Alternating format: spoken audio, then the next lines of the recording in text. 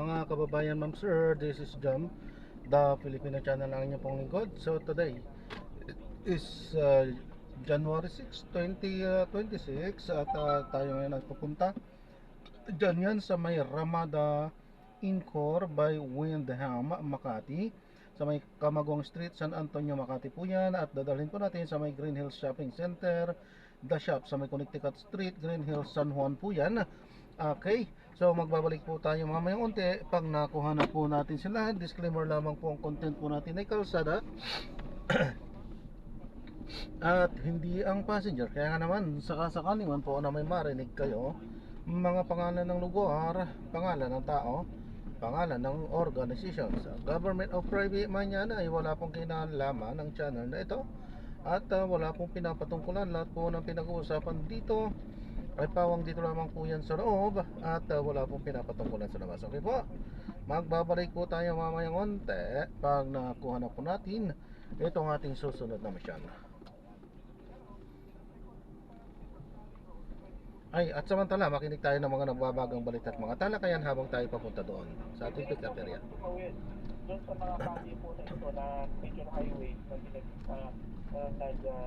pinagpabawal namin silang tumakbo. Pero pag tawid po sila, wala pong problema. Huwag lang pong babaybay.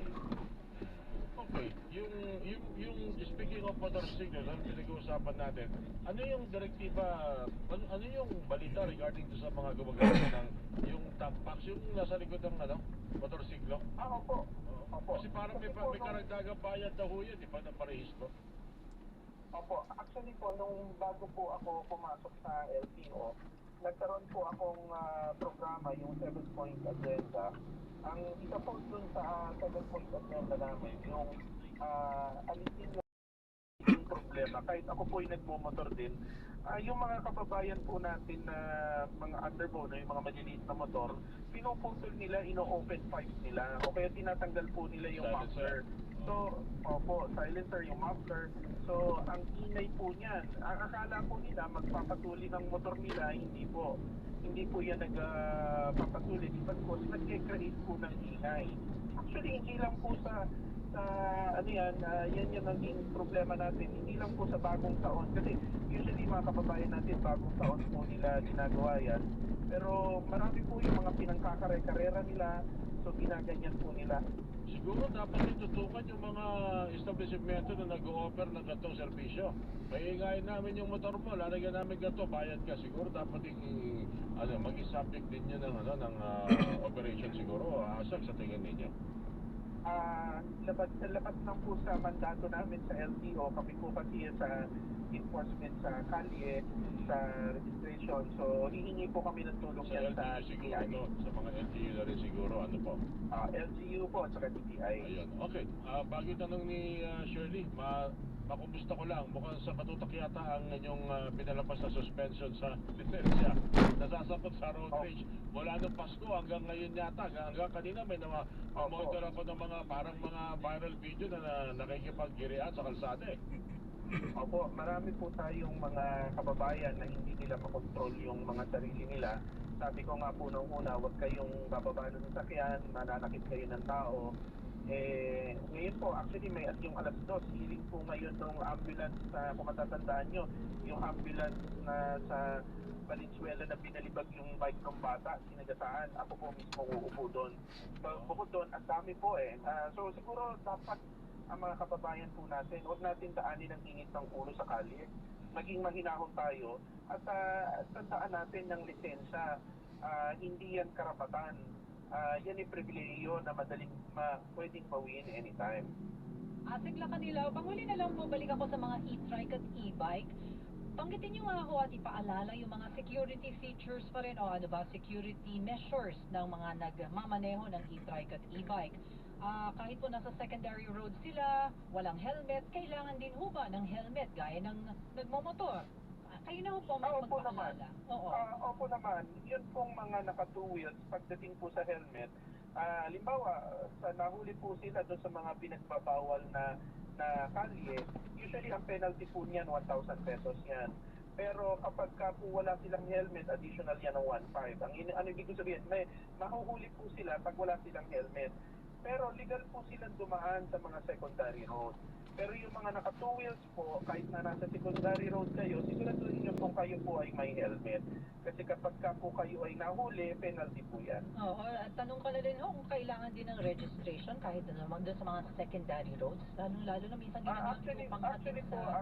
ang aming mother agency, which is ang DOTR, nagpabalangkas po ng, nagpo-form ng mga joint memorandum circular, kasama po ang DPWH, ang DILG, LTO, LTFRB, para po ma-regulate at ano na po ito, ma-rehistro yung mga e-trike, e-bike po natin. Kasi kailangan din po talaga yan. Kasi kung matatandaan po ninyo, yung mga nagpa-viral na nakaka-aksidente, actually po may data po ako ng mga na-aksidente. 2024 alone, NCR pa lang po almost 2,600 po yung registered. Pwera pa ho yung mga unregistered na ibig sabihin 2,600 yung mga narehistrong pangyayaring aksidente kung kinasasangkutan ng e-bike. Pwera pa yung mga na-aksidente na hindi na nila final. So mas madami po yan, 2024 po yan. So in 2025, so mas tumaas po. So talaga pong ang pinakalayunin po dito, Rosie, buhay ng tao pong importante. Maraming salamat sa mga impormasyon. Makikibalita pa rin kami, lalo na po yung magiging resulta ng inyong hearing mamaya po alas 2. Sa nagkakausap kasi tayo, meron pa akong pinanonood na viral video dito. Ito may edad daw, pinumura yung kasama niyang kayo. Kakasama niyo sigurong ba dito? Ako galit na galit. Opo. Malamang baka makita niyo ko ito at makikibalita ako kami kung ano magiging disposition mo dito. Opo, sa akin naman po, ako po ang namumuna ng LTO, hindi ko po hayaan na yung mga abusado sa kalye. Siguraduhin ko po na dapat silang managot o sila po ay maparusahan sa mga pag-action nilang ganyan sa kalye. Maraming salamat, Asap na Kanilaw, sir. At ingat po kayo. Happy New Year. Thank you po. Thank you po. Assistant Secretary Marcos Lacanilaw, ang LTO Chief. Mga kapuso, inyo pong napakinggan. Super balita sa tanghali, nationwide. Hihingi pa ng dagdag na panahon ng Bureau of Customs para matapos ang paghahatid ng mahigit sa 100,000 mga balikbayan box pa. Na ilang taon po itong natenggel sa Port of Manila.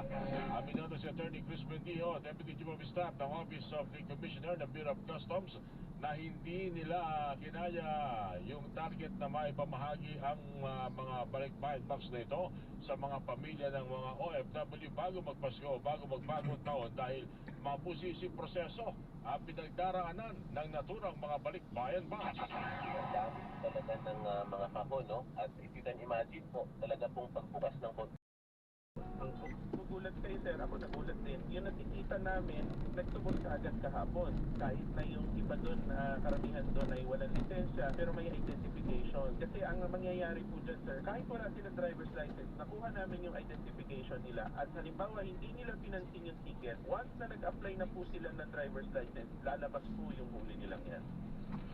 Yan po ang tinig ni LTO Chief Asik Marcos Lacanilaw sa panayam ng TCXL RMN Manila. Kasama sa reform agenda ng Land Transportation Office o ng LTO ang pag-alis ng registration fee sa top box ng mga motorsiklo. Sa panayam ng TCXL News kay LTO Chief Assistant Secretary Marcos Lacanilaw, bahagi ito ng regalo ni Pangulong Ferdinand Marcos Jr. sa Tambayan, lalo't malaking pasanin ang 100 piso na registration kada taon sa mga top box at saddlebags.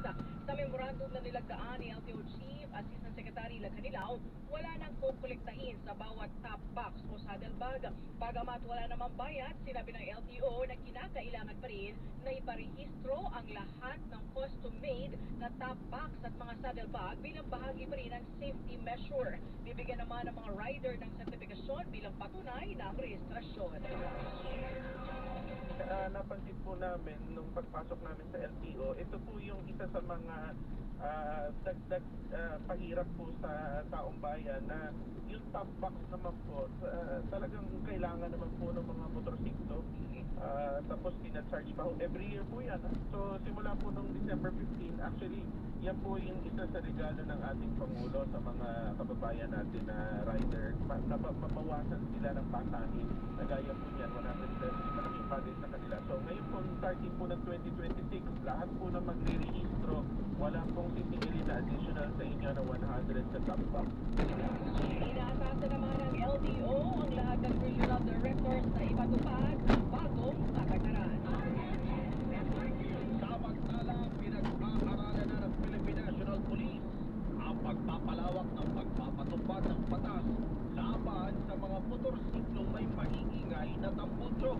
Ayon kay Acting PNP Chief Police Lieutenant General Jose Melencio Nartates Jr., layo ng nasabing implementasyon na hindi manghuli agad kundi kaya tinatulungan ng mga riders na maintindihan na ang vehicle modifications ay labag sa batas. Dagdag pa niya, hindi dapat ituring na simpleng issue lamang sa trapiko ang paggamit ng open pipe dahil direkta nitong naaapektuhan ang kaligtasan ng publiko at ang public order concerns. Nilinaw naman ni Nartates na hindi anti-rider ang pulisya at kundi gusto lang ng ahensya ang ligtas, legal at responsableng pagmamaneho. Sa ngayon, inatasan na ang PNP Highway Patrol Group at lahat ng regional officers ng pulisya na may higpit na ipatupad ang umiiral na batas at lokal na ordinansa laban sa illegal na vehicle modification ng mga sasakyan. Sa iba pang balita, naghahain ng memorandum sa Korte Suprema si dating presidential spokesperson Attorney Jaime Roque bilang kinatawan ni Davao City Representative Paulo Duterte sa mga legal na argumento sa mga kasundan bukas sa pag-aresto ni dating Pangulong Rodrigo Duterte at pagpapadala sa kanya sa International Criminal Court. Sa isang pahayag, sinabi ni Roque na inilatag nila ang mga argumento kung bakit ituturing na unconstitutional o labag sa saligang batas at iligal ang ginawang pag-aresto at pagpapanatili nito sa kulungan. Naniniwala ang dating kalihim na maaari pa rin aksyonan ng korte ang mga kaso kahit nasa ibang bansa na ang dating presidente. Ilan sa mga ipinuntos argumento ang hindi pagiging bahagi ng Pilipinas sa Rome Statute at kailangan sa korte dito na litisin ang sinumang gumawa ng krimen sa loob ng bansa. Kailangan din anyang linawin ang kataas-taas sa hukuman ang kapangyarihan ng ekutibo at tungkulin ng mga korte upang hindi na maulit ang mga ganitong insidente. Dati nang sinabi ni Roque na may warrant na umano ang ICC laban kay Senador Bato de la Rosa sa kaparehong kaso kay Duterte. Pero nitong Setyembre o Disyembre, sinabi ng DOJ na wala pa umano silang hawak ng kopya nito. Sa ibang balita, mga kasama, nawawalang pangingisda sa lumubog na motorized bangka sa bayan ng Karamuan, Camarines Sur. Patay na ng matagpuan. Kasama mo mula sa Armen Naga, Serachuman, Manibasa. Mga kasama, patay na ng matagpuan ang nawawalang mangingisda na nakilalang si Jose Cielo, 57 years old, lalaki at residente ng Barangay Divino Rostro, San Andres, Catanduanes. Ito ay resulta ng search and rescue operation matapos ang lumubog na motorized bangka na gamit sa pangingisda ng hampasin ng along habagat alas 8:15 ng umaga nitong Enero 3 na nangyari sa territorial waters ng Barangay Gugon, Bayan ng Karamuan, Camarines Sur na nag-iwan ng isang patay, isang sugatan na naitakbo naman ng mga otoridad sa ospital. Isa namang kinukonsiderang missing person nang di na lumutang ang isang biktima. Ikinasa ng PNP Karamuan, Camarines Sur ang retrieval operation sa tulong ng Philippine Coast Guard at ng MDRRMO ng lokal na pamahalaan ng Karamuan. Naiproseso na ang bangkay ng mga biktima at ang huling mangingisda ng taga-Catanduanes na natagpo ang patay kahapon ng tanghali ay bukas na rin sa proper turnover sa pamilya ng mangingisda. Kasama mo sa DWNX, RMN Naga, Rajuan, Manibasa, Tatak, RMN. Bago tayo mga kasama sa Mindoro dahil mga katutubo insidente sa Mamburao, kinunti ng pagkasawi ng isang babaeng estudyante matapos ang engkwentro ng militar at NPA. Ang kasama natin sa balitang yan si Rajuman Marcelo Raro ng RMN Mindoro. Salamat. Nagsagawa ng rally ang mga residente at katutubo sa Mindoro hindi para maglatag at hinaing, bagkus upang kondinahin, haragin at palayasin ang grupo ng Karapatan Southern Tagalog matapos ang engkwentro na naganap sa pagitan ng militar at NPA na ikinasawi ng isang babaeng estudyanteng kasapi di umano ng mga ito. Nagkasagutan ng mga rallyista at grupo ng karapatan na nagpakilala mga human rights advocates na nagpupumilit na magsasagawa di umano ng research. Ipinaliwanag ng mga rallyista na hindi umano sila welcome sa bayan ng Mamburao at laduan niyang hindi kakampi ng mga katutubo, magsasaka at mamamayang Mindoreño sa mga pakikipaglaban at pinakiusapan na listahin nila ang Occidental Mindoro. Father Arnera Belamide, pura paroko ng Nuestra Señora del Pilar, na bigla na lang pumasok ang humigit kumulang sa 26 na miyembro ng karapatan upang pansamantalang gamitin ang simbahan para sa kanilang matutuluyan at humingi na rin ng makakain at pera dahil sa di umano'y voluntaryo lamang ang mga ito. Hindi ito pinahintulutan ng pura paroko dahil sa stress at takot. Hindi rin umano tinanggap ng MDRRMO at mga barangay officials ang presensya ng Ayan, sa na-drop na natin sila. So maraming salamat po sa panonood. Hanggang sa muli po, ingat. God bless. Paalam po. Ng mga otoridad na i-monitor ang mga ginagawang pagkilos ng sinasabing